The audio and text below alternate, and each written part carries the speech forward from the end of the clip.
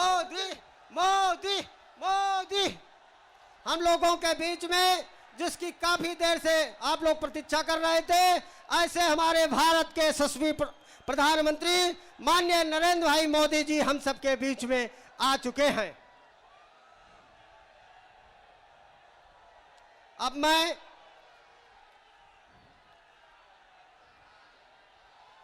अपने इस जिले के जिला अध्यक्षगण से, माननीय प्रत्याशीगण से निवेदन करता हूं कि माननीय भारत के यशस्वी प्रधानमंत्री नरेंद्र भाई मोदी जी का माल्यार्पण करके स्वागत करें। माननीय केशव प्रसाद मौर्य जी, भारतीय जनता पार्टी के प्रदेश के अध्यक्ष। अब मैं समस्त प्रत्याशियों से भी निवेदन करना चाहता हूं कि माले में अपना सहयोग करें। माल्यार्पण हो रहा है भारत के यशस्वी प्रधानमंत्री माननीय नरेंद्र भाई मोदी जी का। मैं आप सबसे हृदय से तालियों से इनका माननीय प्रधानमंत्री जी का स्वागत करें। माननीय प्रधानमंत्री जी का हार्दिक रूप से आप सब स्वागत करें। अब मैं जिनके नेतृत्व में उत्तर प्रदेश में कमल खिलने जा रहा है, जिनके नेतृत्व में आज पूरे उत्तर प्रदेश में लहर पैदा हुई है, जिन्होंने संगठन में पूरे दिन रात एक कर दिए हैं, ऐसे भारतीय जनता पार्टी के प्रदेश के अध्यक्ष माननीय केशव प्रसाद मौर्य जी से निवेदन करना चाहता हूं कि आवे अपने विचारों से हम सबको अवगत कराएं। माननीय केशव प्रसाद मौर्य जी। बोलिए भारत माता की। जरा पूरी ताकत लगा करके माननीय प्रधानमंत्री जी यहां केवल कमल खिलारे नहीं, सपाइयों और बसपाइयों की जमानत जब्त कराने के लिए आए हैं। इतनी तेजी से नारा लगना चाहिए। बोलिए भारत माता की, भारत माता की, भारत माता की। जय श्री राम। भारत के यशस्वी प्रधानमंत्री, विश्व के सबसे शक्तिशाली नेता, जिनका प्रधानमंत्री बनने के बाद प्रयाग की पावन धरती पर और मैं कहूं कि मेरे संसदीय क्षेत्र में दूसरी बार आगमन हुआ है, ऐसे आदरणीय श्रद्धेय गरीबों के मसीहा माननीय श्री नरेंद्र मोदी जी का मैं हृदय से प्रयाग की ओर से, उत्तर प्रदेश की ओर से हार्दिक स्वागत एवं अभिनंदन करता हूं। मेरे मित्रों, हम सब यहां पर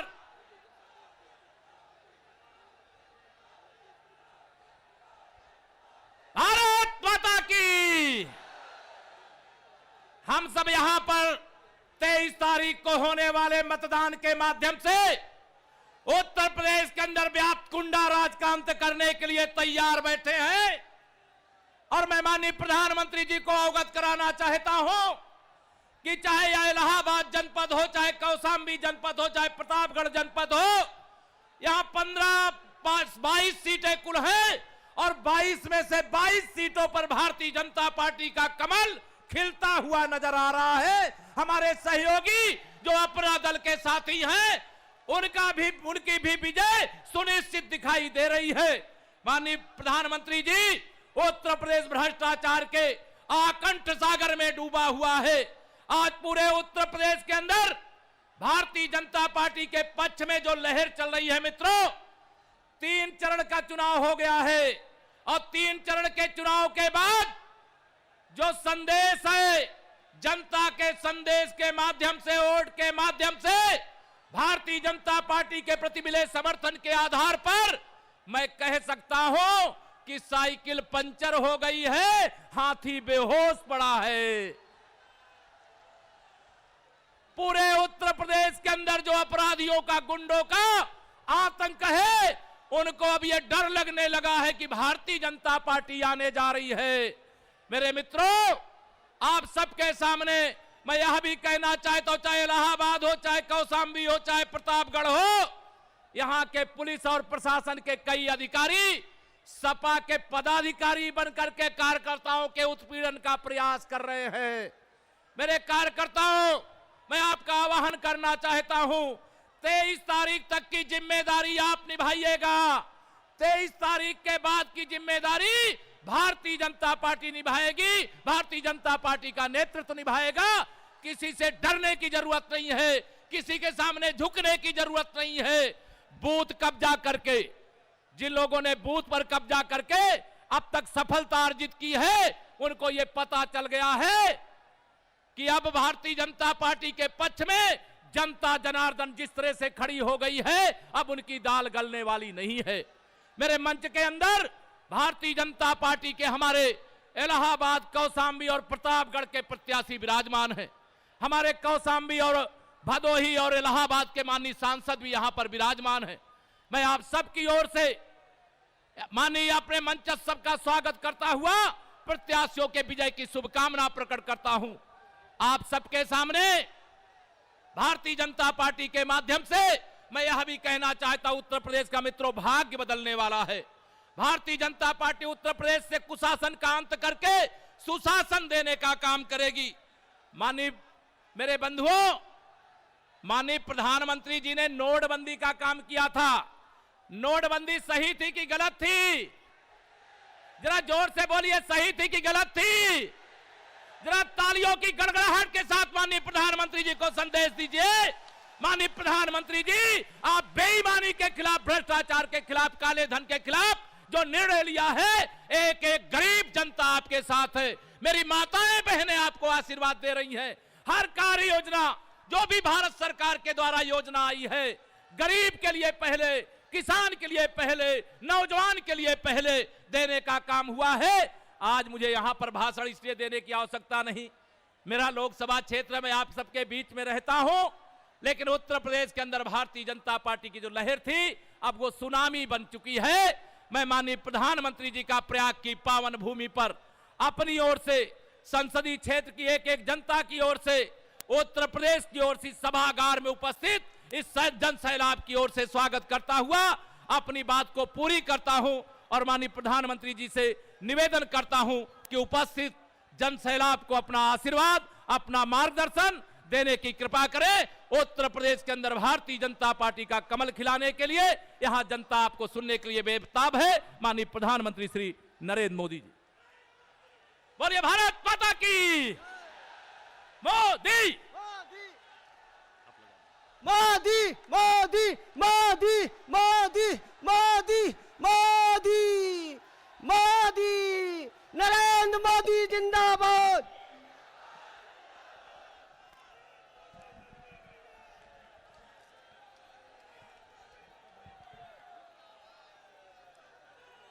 भारत माता की,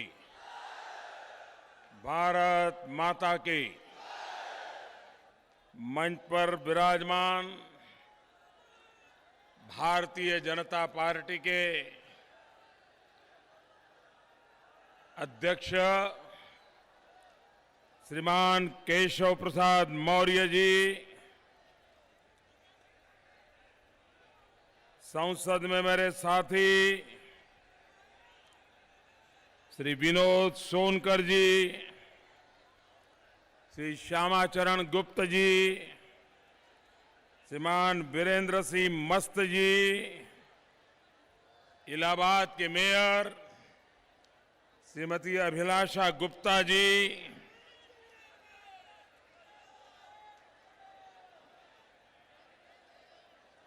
श्रीमान अमरनाथ यादव जी, श्रीमान शिवदत्त पटेल जी, श्रीमान अवधेश गुप्ता जी, श्रीमान अमरनाथ तिवारी जी, और इस चुनाव में भारतीय जनता पार्टी के उम्मीदवार फूलपुर से श्रीमान प्रवीण पटेल जी, इलाहाबाद पश्चिम से श्रीमान सिद्धार्थनाथ सिंह जी, इलाहाबाद दक्षिण से श्री नंद कुमार गुप्ता जी, मेजा से श्रीमती नीलम करवरिया, पट्टी से श्रीमान राजेंद्र प्रताप सिंह, फाफा मऊ से श्रीमान विक्रमजीत मौर्य जी, चायल से श्रीमान संजय गुप्ता जी, बारा से डॉक्टर अजय भारती जी, सोराव से श्रीमान जपना प्रसाद सरोज जी, कोराव से श्रीमान राजमणि कौल जी, इलाहाबाद उत्तरी से श्रीमान हर्षवर्धन वाजपेयी जी, हंडिया से श्रीमती प्रमिला त्रिपाठी जी, रानीगंज से श्रीमान अभय कुमार जी, प्रतापगढ़ से श्रीमान संगमलाल गुप्ता जी, प्रतापपुर से श्रीमान करण सिंह जी, मंजनपुर से श्रीमान लाल बहादुर जी, करछना से श्रीमान पीयूष रंजन निषाद जी और विशाल संख्या में पधारे हुए इलाहाबाद के मेरे प्यारे भाइयों और बहनों, मेरे साथ पूरी ताकत से बोलिए, भारत माता की, भारत माता की। सभी उम्मीदवार आ जाएं अपने अपने स्थान पे।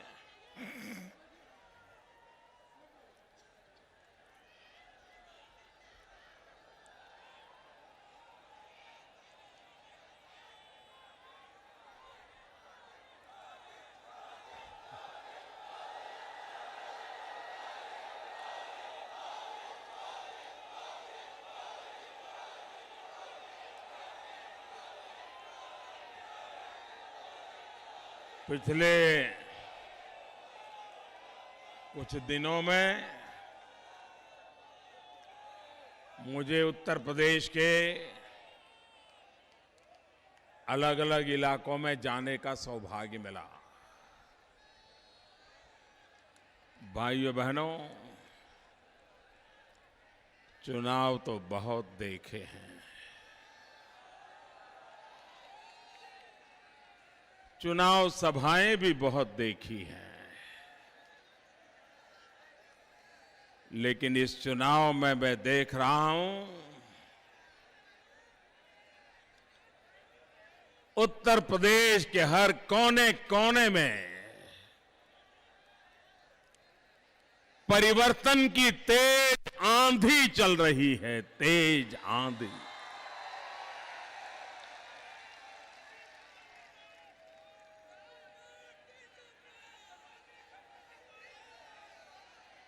ये चुनाव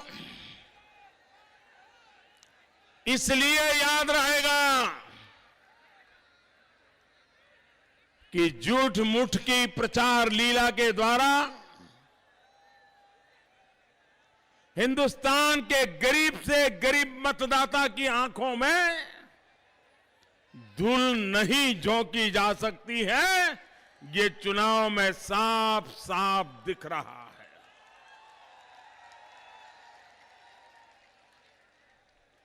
भाइयों बहनों,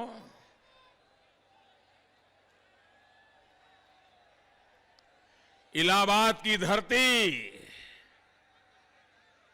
एक प्रकार से प्रधानमंत्रियों की धरती रही है।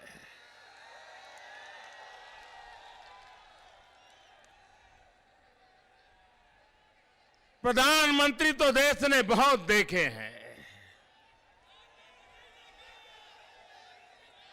लेकिन जो गरीबी में पले बढ़े, गरीबी में जिए, ऐसा व्यक्ति जब देश का प्रधानमंत्री बना तो जय जवान जय किसान का मंत्र देकर के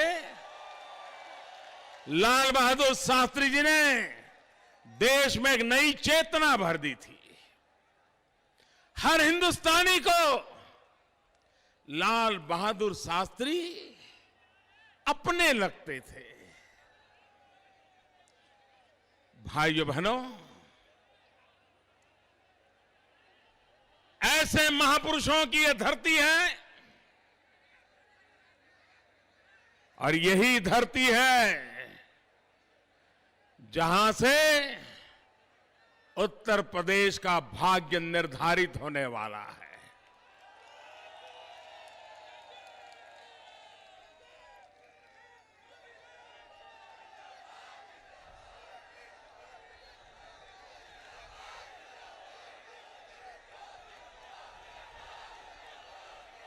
चुनाव का तीसरा दौर भी पूर्ण हो गया।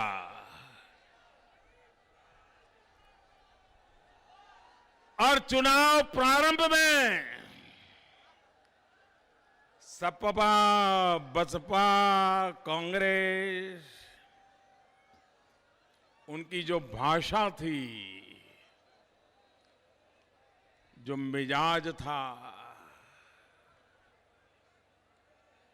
तीसरा चुनाव आते आते हैं सब कुछ सिमट गया। भारतीय जनता पार्टी 3 चरण में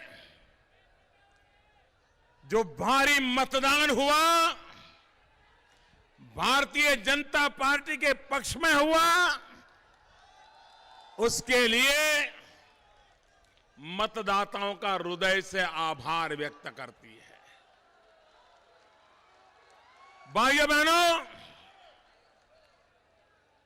पहले, दूसरे और तीसरे चरण में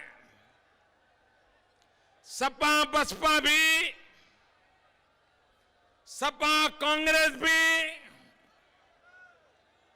सरकार बनाने के इरादे से प्रचार अभियान में जुटे थे।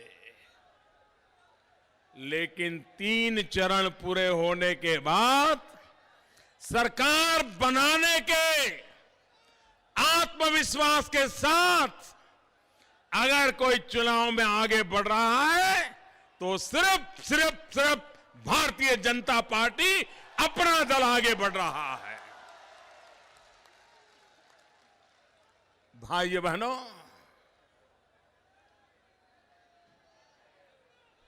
पहले 3 चरण के समय जो लोग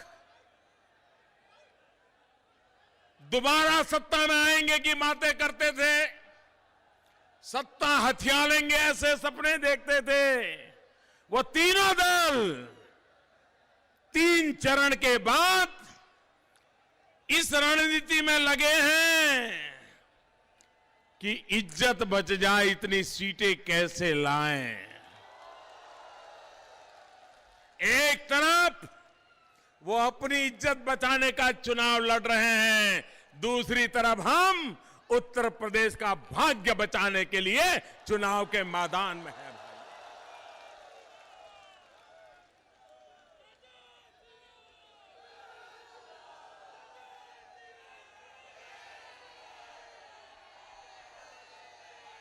भाइयों बहनों,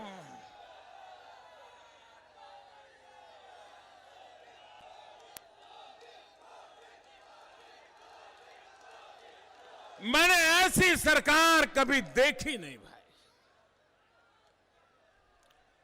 जो जनता के प्रति जिम्मेवार ना हो, नीयत में साफ ना हो, और जो सरकार कहती हो कि सरकार का काम बोलता है।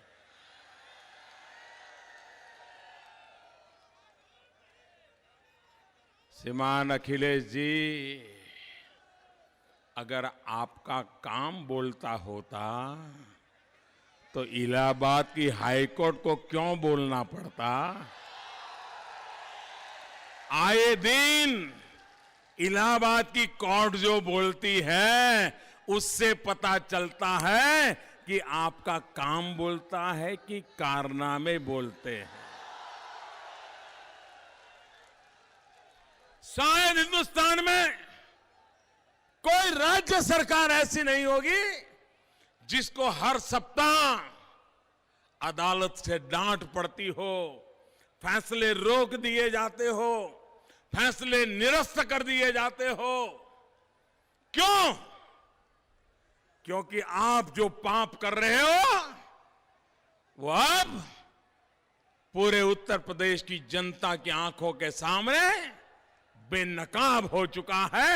अब आप बचने वाले नहीं हो।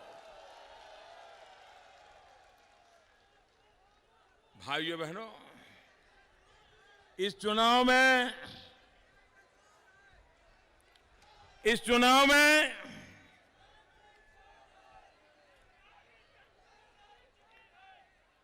सपा और कांग्रेस का गठबंधन हुआ है। ये गठबंधन भी बड़ा कमाल का है जी।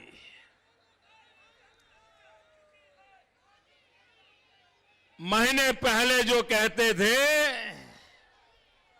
27 साल यूपी बिहार,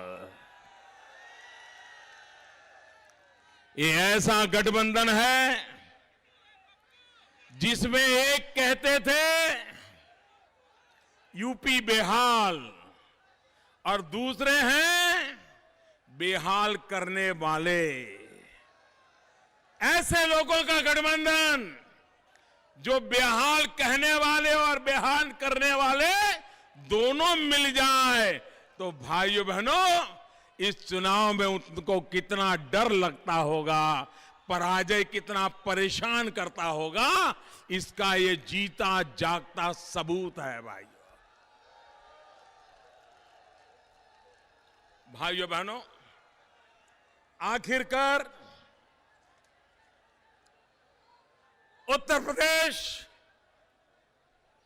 कानून व्यवस्था देखिए, प्रति व्यक्ति आय देखिए, शिक्षा की स्थिति देखें, अरे शौचालय बनाने का काम देखिए, घरों में बिजली पहुंचाने का काम देखिए। उत्तर प्रदेश का नंबर हिंदुस्तान के सभी राज्यों में आखिरी कतार में उत्तर प्रदेश नजर आता है। कोई ऐसा विकास का मानदंड नहीं है जहां उत्तर प्रदेश नंबर 1 पर खड़ा हो।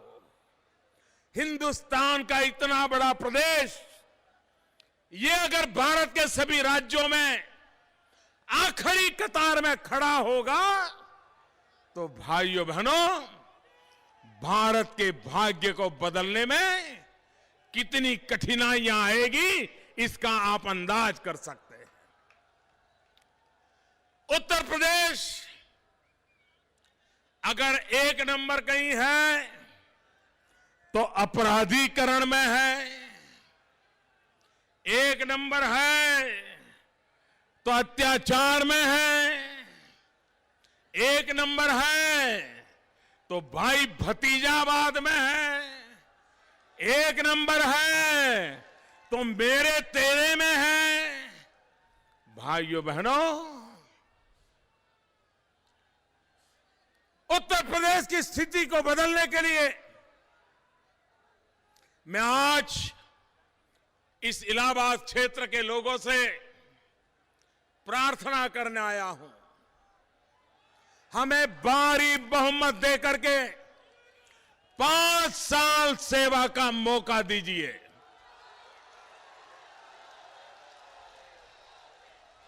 और आप देखना हर पैरामीटर में हम स्थितियां बदलने में सफल होते हैं कि नहीं होते, आप देखिए।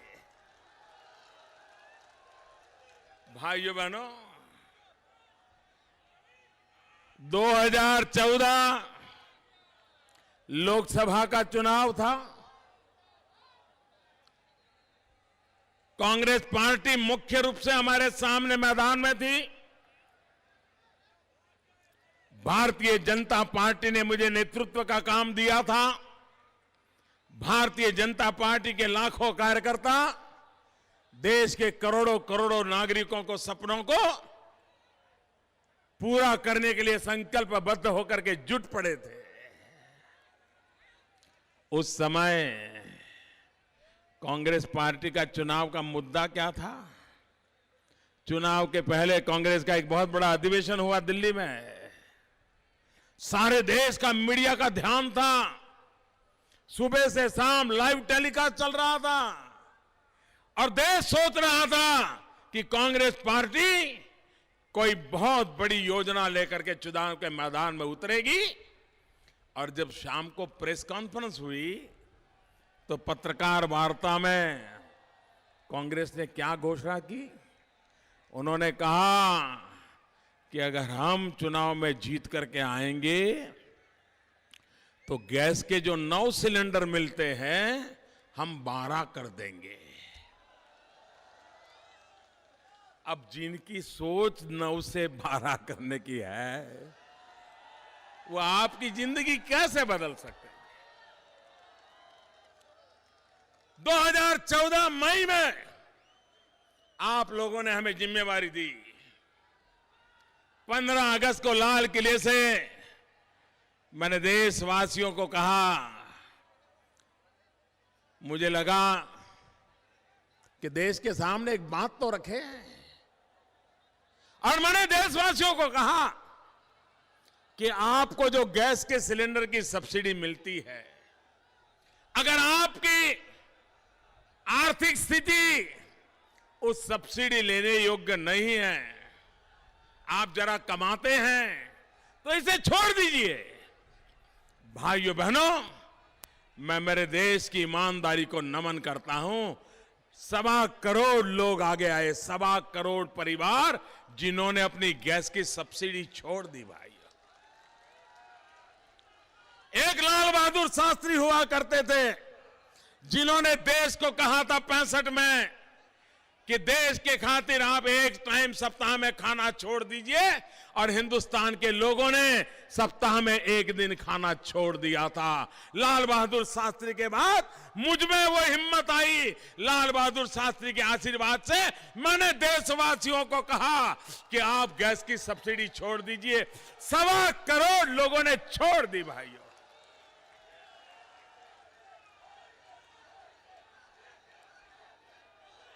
और तब मैंने घोषणा की थी कि हमारी गरीब माताएं जो लकड़ी का चूल्हा जला करके खाना पकाती है, और जब मां लकड़ी का चूल्हा जला करके खाना पकाती है तो उसके शरीर में 400 सिगारेट का धुआं जाता है। 400 सिगारेट का। जिस मां के शरीर में 400 सिगारेट का धुआं जाएगा, उस मां की तबीयत का हाल क्या होगा? भाइयों बहनों, और जब छोटे छोटे बच्चे घर में खेलते हो, खाना पकता हो, तो धुआं सिर्फ मां के पेट में जाता ऐसा नहीं, वहां खेलने वाले बच्चों के पेट में भी जाता है, शरीर में जाता है। उन बच्चों की तबीयत का क्या होगा? आप मुझे बताइए भाइयों बहनों, 70 साल हो गए आजादी के, क्या ये गरीब माताएं मेरे देश के नागरिक नहीं है? क्या ये गरीब माताओं की चिंता करना ये सरकार का दायित्व नहीं है? क्या इन गरीब माताओं की तबीयत पर गंभीरता से सोचना ये देश के शासकों का काम नहीं है? 70 साल तक नहीं देखा गया, पूछा तक नहीं गया। भाइयों, हमने निर्णय कर लिया कि 5 करोड़ गरीब परिवार जो लकड़े की चूल्हा जला करके खाना पकाती है, उन 5 करोड़ गरीब परिवारों को, उन माताओं को धुएं से मुक्त करेंगे, गैस का सिलेंडर देंगे, मुफ्त में कनेक्शन देंगे। भाइयों बहनों, अभी तो योजना को 1 साल पूरा नहीं हुआ है, अब तक 1 करोड़ 80 लाख परिवारों में हम गैस का कनेक्शन दे चुके हैं। भाइयों,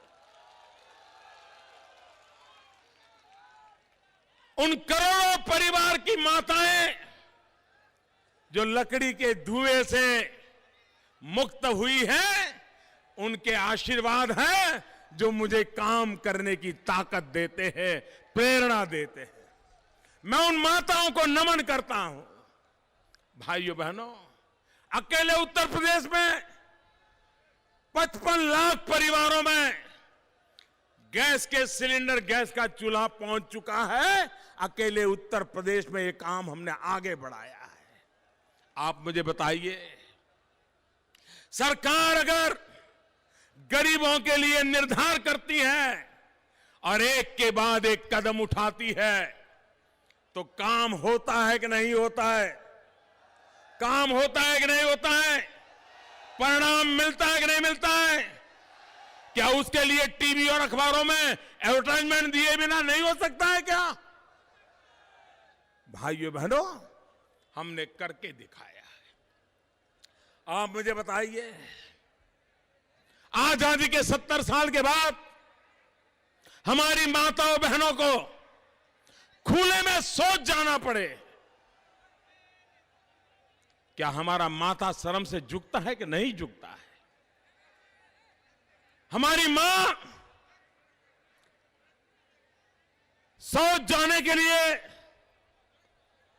आधी रात जग जाती है और सोचती है कि सूरज उगने से पहले चली जाऊं और सोच होकर के चली आऊंगी। अंधेरे में चली जाती है, डर के मारे जिंदगी गुजारती है, और दिन में कभी जरूरत पड़ गई तो इंतजार करती है जब शाम को सूरज ढलेगा, अंधेरा होगा, तब शौचालय जाऊंगी। उन माताओं की तबीयत का क्या होता होगा? क्या मेरे देश की गरीब मां को एक शौचालय नहीं मिल सकता? भाइयों बहनों, 70 साल हो गए, इनको इसकी फुर्सत नहीं थी। मैंने बीड़ा उठाया। 2019 में महात्मा गांधी की 150वीं जयंती होगी। मैं हिंदुस्तान के गरीब के घर में भी शौचालय बनाने के लिए काम करने की कोशिश करूंगा। भाइयों, ऐसी सरकारें चली, उनको गरीबों का काम कभी काम नहीं लगता था भाइयों। और मुझे खुशी है कि इतने कम समय में 4 करोड़ से ज्यादा शौचालय बन चुके हैं और लोगों ने शौचालय बनाने के लिए एक आंदोलन खड़ा कर दिया है भाइयों। मैंने ऐसी माता देखी है, 90 साल की बूढ़ी मां अपनी बकरी बेच करके शौचालय बनाती है। मैंने ऐसी बेटियां देखी हैं कि शौचालय नहीं है तो बारात को लौटा देती है। ये क्रांति का वातावरण आजादी के बाद सामान्य मानवी की जिंदगी में बदलाव लाने के लिए पैदा हुआ है। भाइयों बहनों, इसका लाभ उत्तर प्रदेश के गांव गरीब को भी मिल सकता है, उत्तर प्रदेश के गरीब को भी मिल सकता है। लेकिन फिर अब एक परिवार का भला करने के लिए बैठे हुए लोग कभी उत्तर प्रदेश का भला नहीं कर सकते हैं भाई, कभी भला नहीं कर सकते हैं। और इसलिए भाइयों बहनों, हम तो ये मंत्र लेकर के आए हैं, न जात पात, न भेदभाव, न ऊंच नीच, सबका साथ, सबका विकास। सबका साथ, सबका विकास, कोई भेद रेखा नहीं। भाइयों बहनों, आजादी के 70 साल हो गए। ये कैसी सरकारें चलाते थे? जब मैं प्रधानमंत्री के रूप में काम शुरू किया तो मीटिंग ले रहा था, बिजली वालों की मीटिंग ली। मैंने कहा भाई बताइए कितने गांव हैं जहां बिजली नहीं पहुंची? उन्होंने कहा 18,000 गांव। मैंने कहा कब तक पहुंचाओगे? बोले साहब 3 साल में पहुंचा देंगे। किसी ने कहा 7 साल में पहुंचा देंगे। भाइयों बहनों, मैंने कहा 18,000 गांव में बिजली पहुंचाने के लिए 7 साल लगेंगे। मैंने लाल किले से बोल दिया, मैंने कहा 1,000 दिन में मैं 18,000 गांव में बिजली पहुंचाऊंगा। भाइयों बहनों, उन 18,000 गांव में सबसे ज्यादा 1,500 गांव उत्तर प्रदेश के थे। बिजली का खंभा तक नहीं पहुंचा था। इतने साल सरकारें चलाई। भाइयों बहनों, मैंने बिड़ा उठाया, अभी तो 1000 दिन पूरा होना बाकी है। हमने उत्तर प्रदेश के 1,500 गांवों में से एक 50-60 गांवों में काम चल रहा है, बाकी सभी गांवों में बिजली का खंभा पहुंचाया, तार पहुंचाया, बिजली पहुंचा दी।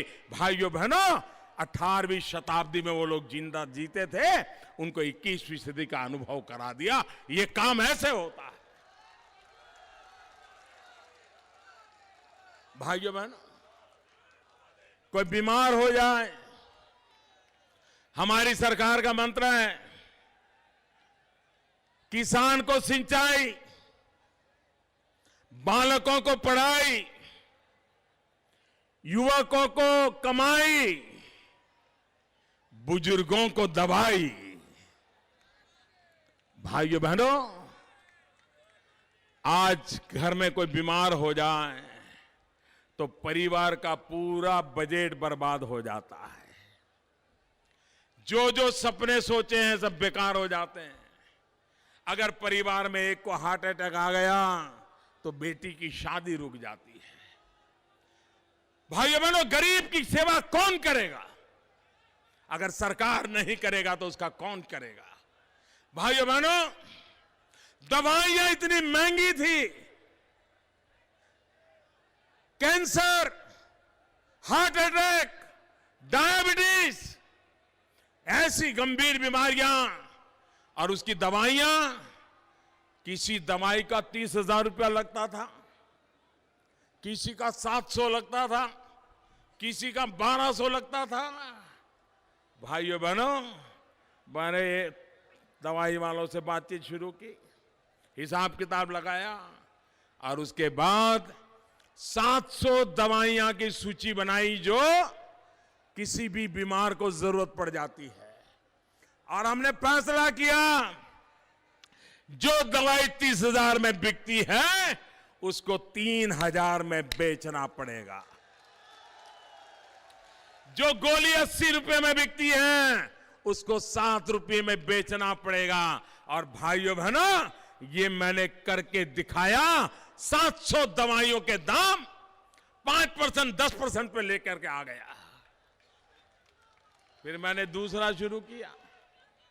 किसी को हृदय रोग की बीमारी हो जाती है, डॉक्टरों के पास जाते हैं, अब पता तो चलता नहीं कि अंदर क्या है, डॉक्टर जो कहेगा वो मानना पड़ता है।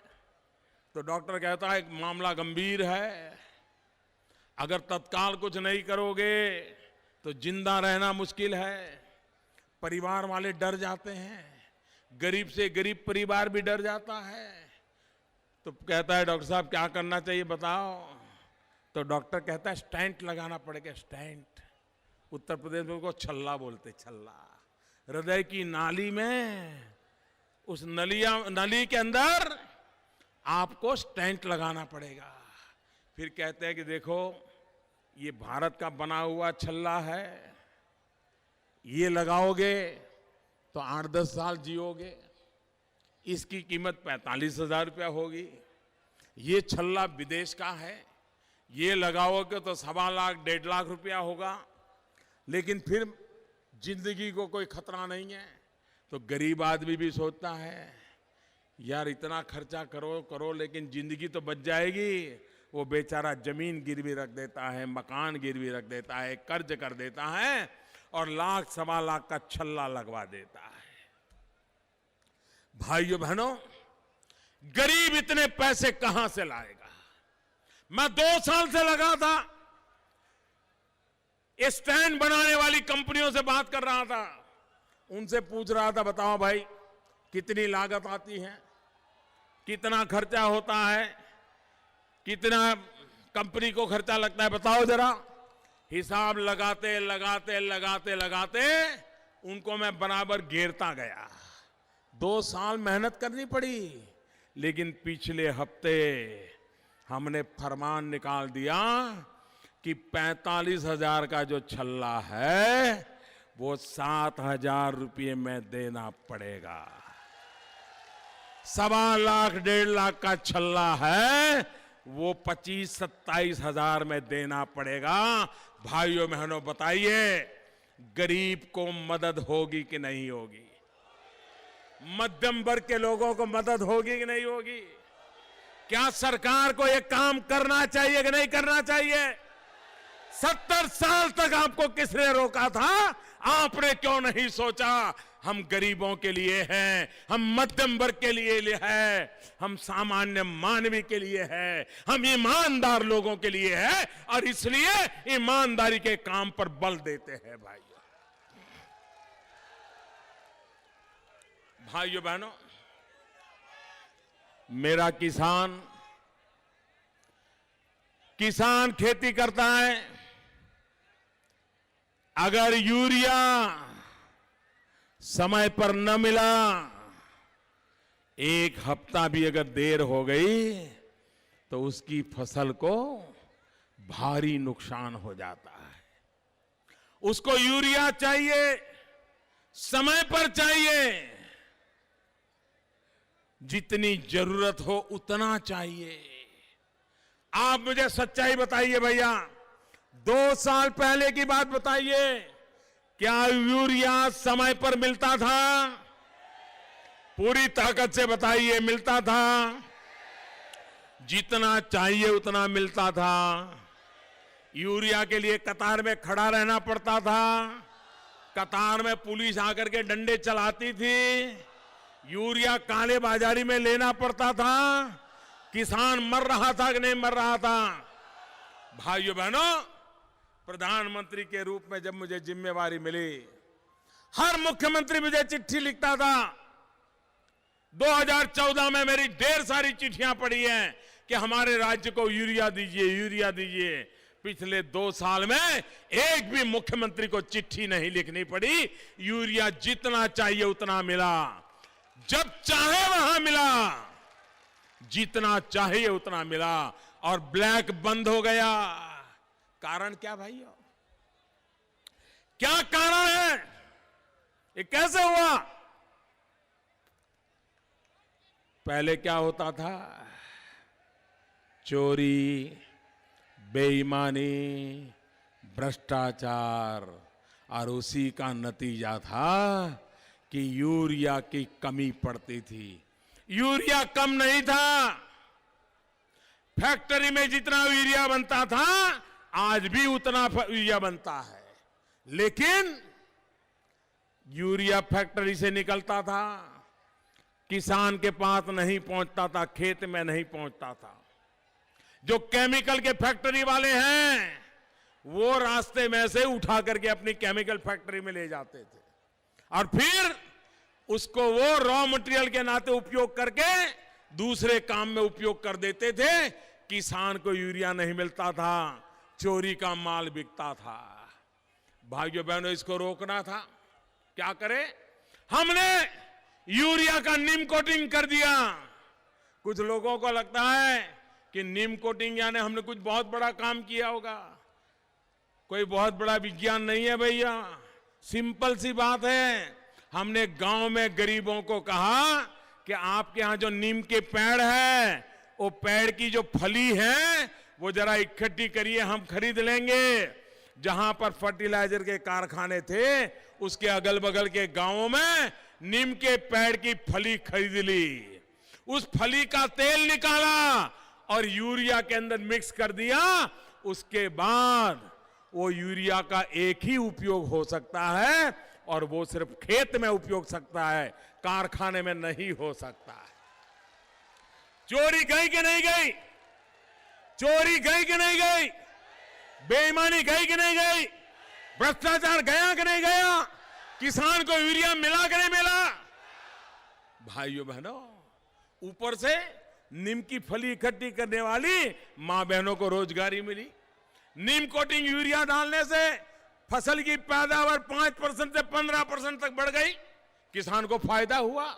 भाइयों बहनों, अब आप मुझे बताइए, एक ऐसा प्रधानमंत्री दवाई बनाने वालों को कहे दवाई का दाम कम करो, छल्ले बनाने वालों को कहे छल्ले का दाम करो, यूरिया बनाने वालों को कहे कि चोरी मत होने दो, कारखाने वालों को यूरिया मत दो। हर प्रकार से बेईमानों को रोकने का प्रयास हो रहा है। तो इन लोगों को गुस्सा होगा कि नहीं होगा? मोदी उनको दुश्मन लगेगा कि नहीं लगेगा? इनकी सारे खेल बंद हो गए तो परेशान होंगे कि नहीं होंगे? और जो परेशान हो रहे हैं वो मुझे परेशान करेंगे कि नहीं करेंगे? झूठी बातें फैलाएंगे नहीं फैलाएंगे? बदनामी करने की कोशिश करेंगे कि नहीं करेंगे? लेकिन भाइयों बहनों, इस देश के गरीब के लिए लड़ रहा हूं, इस देश के किसान के लिए लड़ रहा हूं, इस देश के गांव के लिए लड़ रहा हूं। जिसको जो करना है कर ले। भ्रष्टाचार, काले धन के खिलाफ ये लड़ाई रुकने वाली नहीं है और मोदी थकने वाला नहीं है। भाइयों बहनों, 8 नवंबर रात को 8 बजे टीवी पर आकर मोदी ने कहा, मेरे प्यारे देशवासियों, ऐसा तूफान खड़ा हुआ, ऐसा तूफान खड़ा हुआ, कुछ लोगों को तो अभी भी नींद नहीं आ रही है। 70 साल जमाए हजार की नोटे लूट लूट करके इकट्ठी की हुई 500 की नोटे सब निकला बाहर, सब निकला। नीची मुंडी करके बैंकों में जमा करना पड़ा, अब हिसाब देना पड़ रहा है। रात को नींद नहीं आ रही है। आप मेरे प्यारे भाइयों बहनों, मां गंगा की तट पर खड़े हैं। आप मुझे बताइए मेरे प्यारे भाइयों बहनों, ये प्रयागराज की पवित्र धरती से पूरी ताकत से बताइए,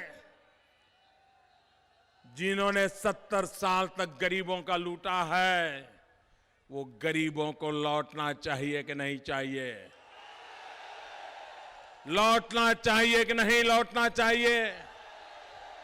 भ्रष्टाचार खत्म होना चाहिए कि नहीं होना चाहिए? काला धन जाना चाहिए कि नहीं जाना चाहिए? बेईमानों को ठिकाने लगाना चाहिए कि नहीं लगाना चाहिए? देश में ईमानदारों की मदद होनी चाहिए कि नहीं होनी चाहिए? गरीबों का भला होना चाहिए कि नहीं होना चाहिए? भाइयों बहनों, उत्तर प्रदेश में भी इन्हीं सपनों को साकार करने के लिए हम आपसे आशीर्वाद चाहते हैं। भारी बहुमत से सरकार बनाना चाहते हैं।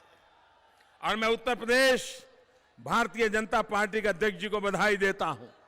मैं उत्तर प्रदेश भारतीय जनता पार्टी की टीम को बधाई देता हूं। उन्होंने एक बहुत बड़ा संकल्प किया है, बहुत बड़ा संकल्प किया है। उन्होंने कहा है कि जो छोटे किसान हैं, उनकी फसल का कर्ज माफ कर दिया जाएगा। भाइयों बहनों, मैं यूपी का सांसद हूं। आपने मुझे पार्लियामेंट का मेंबर बनाया और आपने इतना भारी बहुमत दिया कि देश को स्थिर सरकार मिल गई और उत्तर प्रदेश के आशीर्वाद से मुझे देश के प्रधानमंत्री के रूप में सेवा करने का अवसर मिल गया। लेकिन भाइयों बहनों, मैं उत्तर प्रदेश का सांसद भी हूं और उत्तर प्रदेश के सांसद के नाते बड़ी जिम्मेवारी के साथ आपको मैं वादा करता हूं। मेरे भाइयों बहनों, मैं आपसे वादा करता हूं, एक सांसद के नाते वादा करता हूं, 11 मार्च को चुनाव के नतीजे आएंगे। 2-4 दिन में सरकार गठित हो जाएगी। सरकार गठित होने के बाद उसकी पहली कैबिनेट की मीटिंग होगी। मैं आपको वादा करता हूं कि पहली मीटिंग में ही किसानों के कर्ज माफी का निर्णय कर लिया जाएगा।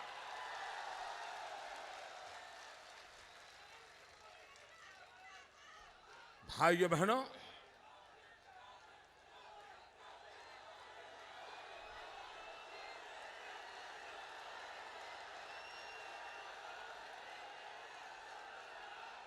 भाइयों बहनों, हम विकास को लिए काम करने वाले लोग हैं भाई, और विकास के लिए काम करने के लिए अब मुझे बताइए, ये इलाहाबाद, ये रास्ते, ये ट्रैफिक परेशानियां झेल रहे हो कि नहीं झेल रहे हो? भाइयों बहनों, इसके रास्ते नहीं निकाले जा सकते। भारत सरकार ने योजनाएं बनाई हैं, भारत सरकार पैसे देने को लिए तैयार है, लेकिन उत्तर प्रदेश में एक ऐसी सरकार बैठी है कि जिसको सुशासन क्या चीज होती है इसका अता पता ही नहीं है भाई। और उसके कारण पैसे देने के बाद भी वो उसको लागू भी नहीं कर पाते हैं। हमने बिजली के लिए 18,000 करोड़ रुपया लोगों को घरों में बिजली देने के लिए दिया, वो मुश्किल से अब तक 1/3 पैसे भी खर्च नहीं कर पाए भाई। ऐसी निकम्मी सरकार वो आपका भला कैसे कर सकती है? और इसलिए भाइयों बहनों,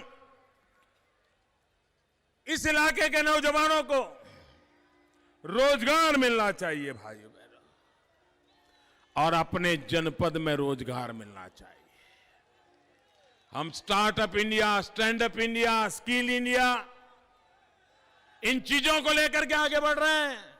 2014 के पहले सुन रहे थे स्कैम इंडिया, 2014 के बाद सुन रहे हैं स्किल इंडिया। 2014 के पहले अखबार निकाल लीजिए, खबरें क्या होती थी। 2014 के पहले अखबारें भरे रहते थे, आज कोयले में कितना गया, आज 2G में कितना गया, आज कॉमनवेल्थ गेम में कितना गया। भ्रष्टाचार की चारों तरफ चर्चा थी, लाखों करोड़ों के गफलों की चर्चा थी।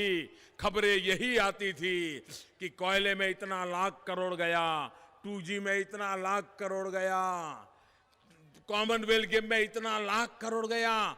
14 के पहले देश में एक ही वातावरण था, कितना गया, कितना गया, कितना गया। अब जब से मोदी प्रधानमंत्री बना है, पार्लियामेंट हो या बाहर, मुझे लोग यही पूछते हैं, मोदी जी कितना वापिस आया, कितना वापिस आया। वो एक सरकार थी जब गिनती गए की होती थी, ये सरकार है जहां गिनती आए की होती है। भाइयों बहनों, ये ईमानदारी के कारण है, ईमानदार इरादों के कारण है। और इसलिए भाइयों बहनों, उत्तर प्रदेश के नौजवान को रोजगार मिले, कारखाने लगे, इंफ्रास्ट्रक्चर के काम हो। हमने 2022 हिंदुस्तान के गरीब से गरीब को उसका अपना घर मिले, इसका बीड़ा उठाया है। करोड़ों करोड़ों घर बनाने हैं। घर बनाने के लिए कितने लोगों को रोजगार मिलेगा, कितने मैसन्स की जरूरत पड़ेगी, कितना सीमेंट लगेगा, कितना लोहा लगेगा, कितने कारखाने दौड़ेंगे, कितने नौजवानों को रोजगार मिलेगा। इस काम को हम बल देने का प्रयास कर रहे हैं। भाइयों बहनों, उत्तर प्रदेश में एक बड़ी जबरदस्त बीमारी है, और सरकार के आशीर्वाद से वो बीमारी चल रही है। सपा के नेताओं की कृपा से चल रही है, और वो है भूमाफिया। हर इलाके में भूमाफिया का त्रास है कि नहीं भाई? ये भूमाफिया किसी की भी जमीन कब्जा कर लेते कि नहीं कर लेते? सरकारी जमीन हड़प कर लेते कि नहीं कर लेते? भले भोले इंसानों के मकान कब्जा कर लेते कि नहीं कर लेते? ये उनको वापस मिलना चाहिए कि नहीं मिलना चाहिए? मिलना चाहिए कि नहीं मिलना चाहिए? ये वापस दिलाने की जिम्मेवारी सरकार की है कि नहीं है? सरकार की है कि नहीं है? ये सरकार सुनती है क्या? आपका सुनती है क्या? मैं आपको वादा करता हूं भाई, भारतीय जनता पार्टी की सरकार बनने के बाद इन भूमाफियाओं पर अवैध कब्जा करने वालों के खिलाफ एक स्पेशल टास्क फोर्स बनाया जाएगा और अच्छे अच्छे लोगों को दिन में तारे गिना दिए जाएंगे।